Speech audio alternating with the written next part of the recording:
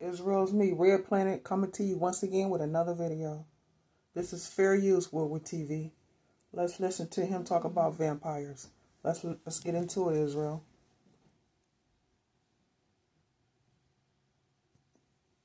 The reason it works is because we all know that this creature is a creature of the night. It is a creature that lives in secrecy.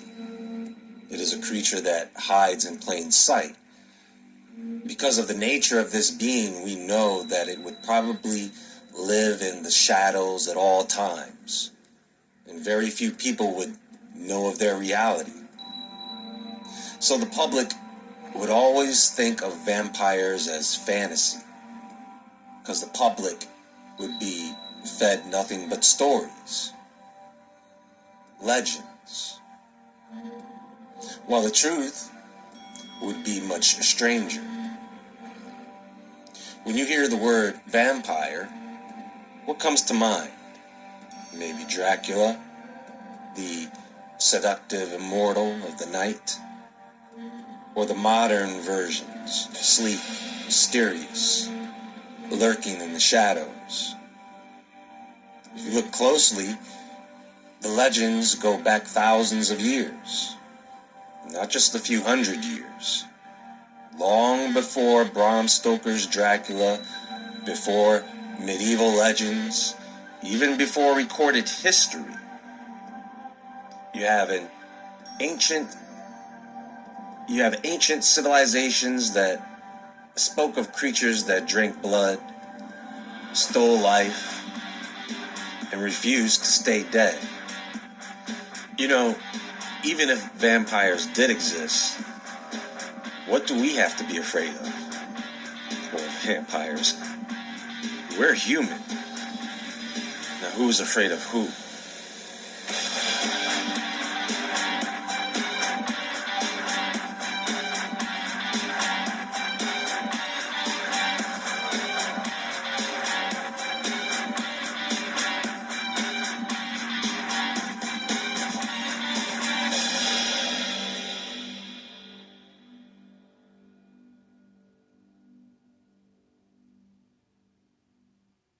Work with peace of mind while receiving SSDI.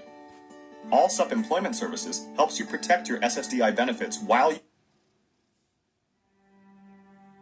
You know, it's amazing to me that I have seen regular people do things monsters wouldn't do. Even Godzilla has his boundaries. Remember Godzilla? It was created as a fictional reincarnation of those bombs that were dropped in Japan. But let me not digress too much off topic, which is vampires. The Sumerians, the Akkadians, the Babylonians all spoke of terrifying creatures that share similarities with later vampire myths. One of the earliest is Lilitu, or Lilith, a female demon who wandered the night preying on infants and seducing men, draining them of their strength. Sound familiar? The Babylonians also feared Lamashtu, a monstrous blood-drinking entity with the head of a lioness. She was believed to attack pregnant women and steal newborns. And within their ancient texts are descriptions of rituals to ward off these entities. So even back then there was a fear of these types of beings. In Egypt, there was the goddess Sekhmet, the lion-headed warrior deity. She was known for having a bloodlust. In a myth, she nearly wiped out humanity. The gods had to trick her by pouring red-dyed beer across the land, making her believe it was blood. She drank until she passed out, saving humanity. There's your Queen of the Damned influence. There also exist Egyptian religious texts that mention the undead, spirits that could steal the life force of the living, tomb inscriptions with spells to protect the deceased from malevolent entities. The Greeks had their own version of blood-drinking creatures. One of the most infamous was Empusa. Empusa I really don't know why anybody would want to be a vampire and drink somebody else's blood. If you wanted to do that, then you already did, Israel. Because who wants to be a vampire? This is something that the fallen angels taught them to do or created. Because who would want to be a vampire? would appear as a beautiful woman, seduce men in their sleep, then drain them of their blood and life essence. And throughout all these cultures, there is a recurring theme. Then there's Lamia, a tragic yet horrifying figure. She was originally a beautiful queen cursed by Hera to become a monstrous being that fed on children. Over time, her story morphed into one of a child-snatching vampire-like entity.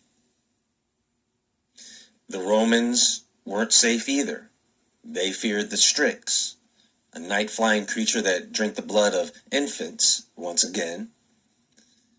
There's that narrative.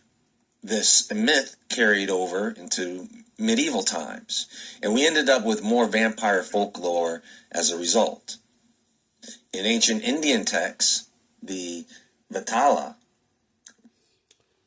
Now they do say, Israel, that in California or Florida, I forgot which one, they do have vampires. Whole area where it's nothing but vampires. Just like they say, it's a whole area where it's nothing but werewolves. A person turning into a wolf to kill people. Now they're saying it's, now they're saying it's vampires. A person going around sucking and drinking someone else's blood.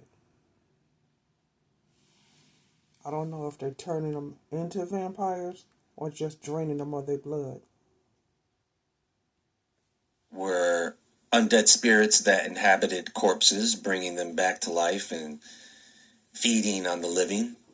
The Baital Pachisi, an ancient Sanskrit collection of stories, describes these beings lurking in graveyards. I think when you want to be a vampire, it's that vampire demon that's in you, wanting you to become a vampire. Because nobody just up and say they're going to be a vampire. No, it's a demon in them. A demon that's a vampire. Because remember, when the fallen angels fell, it was a lot of them. So that particular vampire demon gets into those people. And now they want to drink nothing but blood. Waiting for their next victim. And then we have the Rakshasas, demonic creatures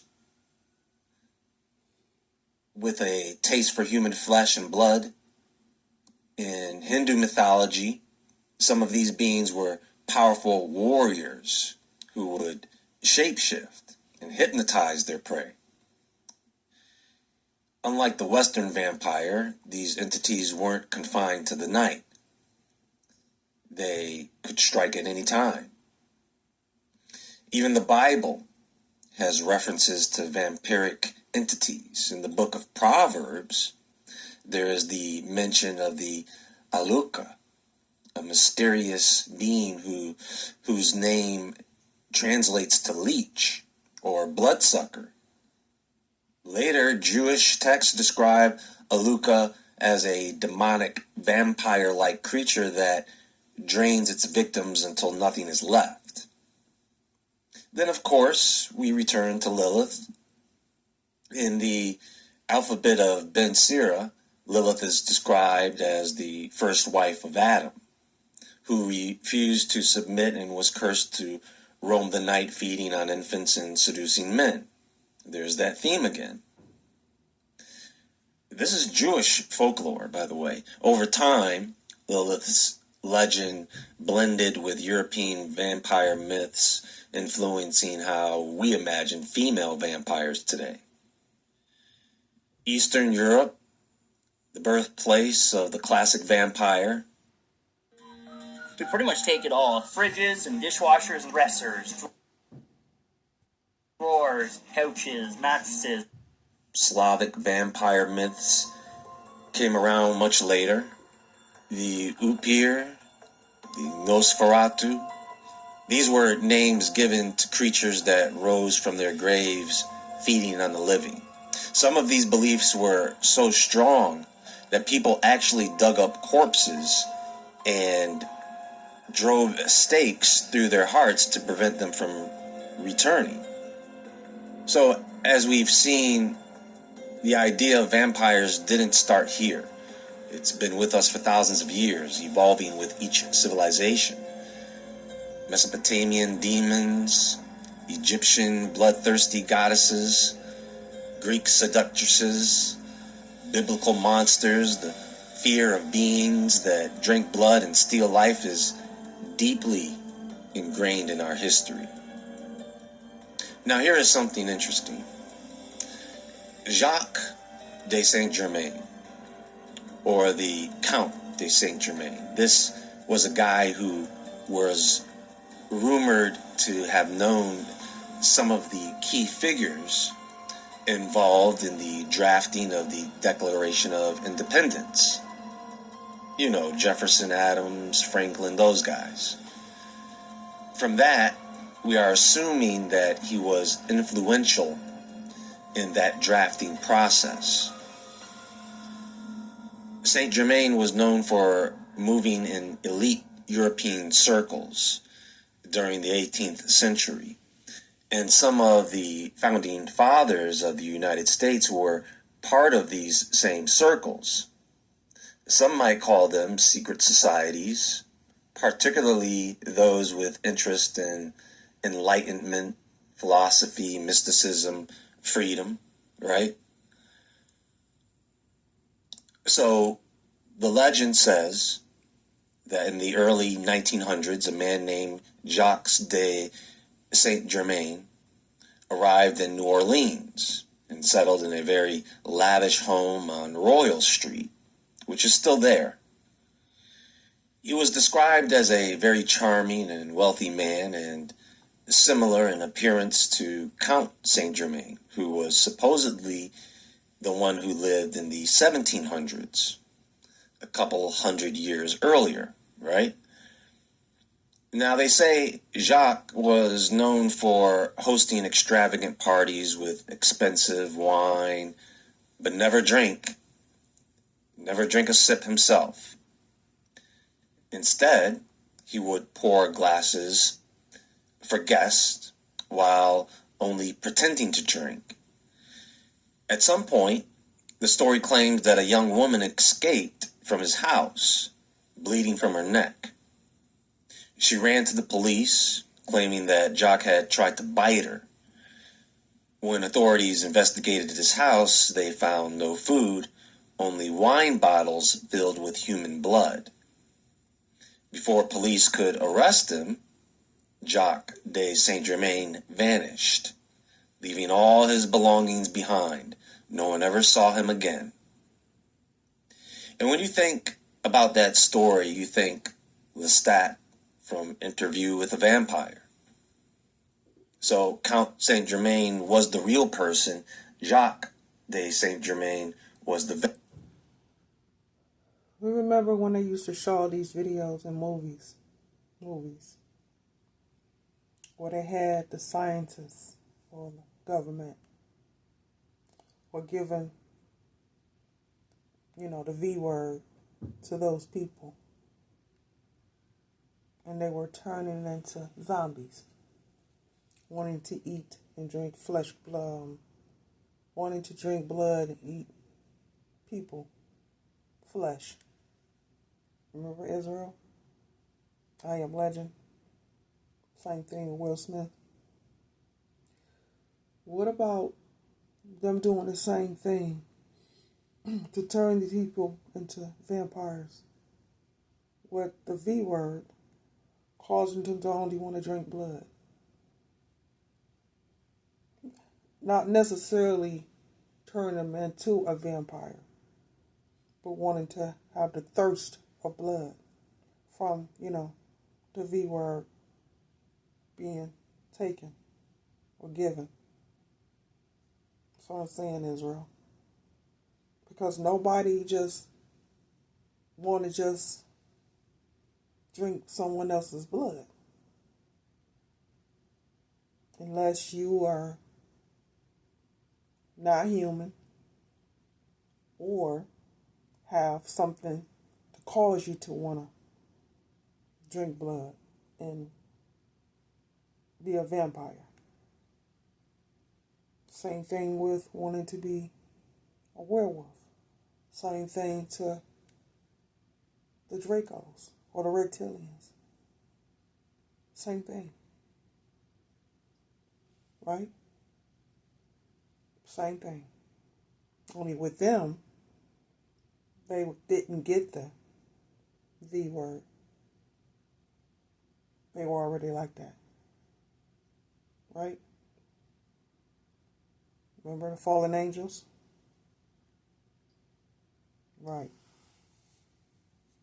Vampire legend with no documents or police records, suspected of being the same person, because the historical Count Saint Germain was rumored to never age and claimed to have lived for centuries. He was deeply involved in alchemy, mysticism, secret societies, like I mentioned before. Rumors that he had discovered the secret to immortality. So some believe that Jacques was actually the same man, now living under a new identity. There are no official records of Jacques de Saint Germain in New Orleans. The story blends historical fact with vampire folklore. The house on Royal Street it still stands and is a hot spot for paranormal enthusiasts. But you would have to actually request property records to find out who actually owned that house. And if I were a vampire... Well, for starters, our premium federal tax returns are free for everyone, no matter what. I very much doubt that I would be using a name that could be connected to me. The fact that this legend exists at all is strange. I do think something went down in New Orleans, and I believe there was some person who became the talk amongst several people. And so we end up with these stories. Now, with all that said, are vampires real? I think to answer that, we really need to define what a vampire is. Nearly every culture has told stories of creatures that drink blood, stalk the night, and never seem to die. Science, history, and even modern medical conditions suggest that the idea of vampires might not be as far-fetched as we think. For one, there are real diseases that mimic the traits of vampires. There's a rare disorder that can cause extreme sensitivity to sunlight, leading people to avoid daylight entirely. Some forms of the disease can even cause severe gum recession, making the teeth appear unnaturally long, almost like fangs. Then there's rabies, which can cause extreme aggression, biting tendencies, an aversion to light and strong smells like garlic. If someone in the past had these symptoms, especially before modern medicine, it's easy to see how they could be mistaken for something else, something supernatural, which was not an uncommon thing to do before the understanding of many disorders or diseases. And then there's history, the 18th century vampire hysteria that swept through Europe with people exhuming corpses, staking bodies through the heart, burning remains, believing the dead were rising from their graves. Strangely enough, some of those corpses showed signs of unexplainable preservation, bodies that hadn't decayed like they were supposed to, with fresh blood still in their veins. Some historians suggest this could be due to natural mummification or even undiagnosed diseases, but it's also the superstitious.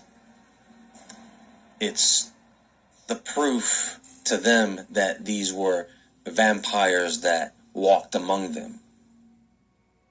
But what if vampires weren't just diseased humans? What if they were something else entirely? Ancient civilizations, the Mesopotamians, the Chinese, wrote about beings that fed on Only because they was given something to turn them that way, Israel. It wasn't. They didn't get that way on their own. human life force, whether through blood or energy. Some paranormal researchers believe that whatever these entities were, they may still exist today, hiding among us in society. They're the fallen angels. Feeding in ways we can't even comprehend. I'm assuming anyone coming in contact with one of these beings doesn't live to talk about it. And so we're left with nothing. And you know, the Anunnakis created a lot of entities too, Israel. And they were the fallen angels seed. But they created a lot of stuff. They did. They experimented on a lot of things, on a lot of creatures. Nothing but stories and not much testimony. But there are communities of self-identified vampires who claim they need human or animal blood to maintain their health. Some even insist they have heightened senses, longer lifespans, or abilities beyond. It's a lot of entities we don't even know about, haven't even seen yet. That's eventually going to come out. And they're far worse than vampires and werewolves. Far worse, Israel. Hide underground in underground caves and tunnels. Human limits. Is it just psychological, or is there something ancient, something predatory, still lurking beneath the surface of our world? So are vampires real? Science, history, and legends all leave us with more questions than answers. They pretty much put it in our face. Yeah, they are. Just like everything else. We're getting ready to see it, Israel. See if vampires and all these different entities are real. Yes, all getting ready to be exposed. But one thing is certain. Something inspired these stories. I'm sure the truth is far more terrifying than all the fiction. So that vampires are real. And soon we're going to see. Much love, Israel.